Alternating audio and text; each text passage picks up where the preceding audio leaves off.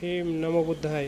रमा कांबळे या आमच्या family YouTube चॅनलमध्ये आपलं सर्वांचं स्वागत आहे. डॉक्टर बाबासाहेब आंबेडकरांचे एक असे भाषण ज्या भाषणामुळे भारतीय राजकारणामध्ये भूकंप झाला. तो दिवस होता 13 ऑक्टोबर 1935. ठिकाण होते येवला. येवला या ठिकाणी कोर्टाजवळील मैदानावर एक सभा राबवण्यात आली होती. अस्पृश्यांची मुंबई इलाका सभा म्हणून ही सभा ओळखली गेली. या सभेत डॉक्टर बाबासाहेब आंबेडकर यांनी केलेल्या त्यांच्या भाषणात समस्त जनता हादरवून सोडणारी घोषणा केली. ती घोषणा म्हणजे, मी हिंदू धर्मात जन्माला आलो असलो तरी हिंदू म्हणून मरणार नाही. ही धर्मांतराची ऐतिहासिक घोषणा म्हणजे भारतीय इतिहासात लिहिलं गेलेलं एक महत्त्वाचं पान येवला येथील कोर्टाजवळील मैदानात केली. त्यानंतर या जागेला विशेष महत्त्व प्राप्त झाले.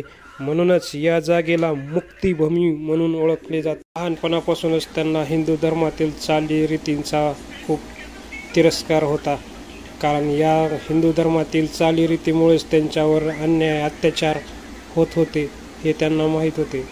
म्हणून त्यांनी हा धर्मांतराचा निश्चय पहिल्यापासूनच त्यांच्या मनात होता, पण त्याची अधिकृत घोषणा त्यांनी येवला येथे केली. त्यामुळेच येवला मुक्तिभूमी धर्मांतराचा पाया तर नागपूरची दीक्षाभूमी हा कळस मानला जातो. आज या घटनेला 90 वर्ष पूर्ण होत असून नाशिक जिल्ह्यातील येवला येथील मुक्तिभूमी म्हणून ओळखले जाणारे ठिकाण बौद्ध बांधवास आंबेडकरी जनतेच्या आयुष्यातला कलाटणी देणारे आहे.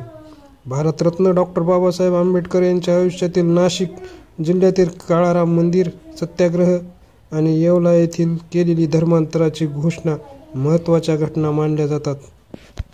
ही घोषणा केल्यानंतर अनेक स्तरावरून या घोषणेला विरोध करण्यात आला, तर अनेकांनी स्वागतही केले होते. धर्मांतराची घोषणा केल्यानंतर डॉक्टर बाबासाहेब आंबेडकरांनी सर्व धर्माचा तैलनिक अभ्यास करून तब्बल 21 वर्षानंतर नागपूरच्या दीक्षाभूमीवर 14 ऑक्टोबर 1956 लाखो अनुयायांना बौद्ध धर्माची दीक्षा दिली.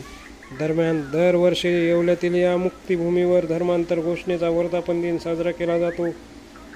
5 दिवस कार्यक्रम आयोजित केले जातात व चर्चासत्र, शाहिरी, जलसा, व्याख्याते आदींसह रक्तदान शिबिर आयोजित केले जाते. अशाच प्रकारच्या डॉक्टर बाबासाहेब आंबेडकरांच्या जीवनातील घडामोडींचे माहितीसाठी आमच्या चॅनलला लाईक करा, शेअर करा, सबस्क्राईब करा आणि कमेंट करा. आणि अजून तुम्हाला काही विषयावर माहिती हवी असल्यास आम्हाला कळवा, कमेंट करून सांगा. त्या विषयावर आम्ही नक्कीच माहिती देण्याचा प्रयत्न करू. जय भीम, नमो बुद्धाय. धन्यवाद.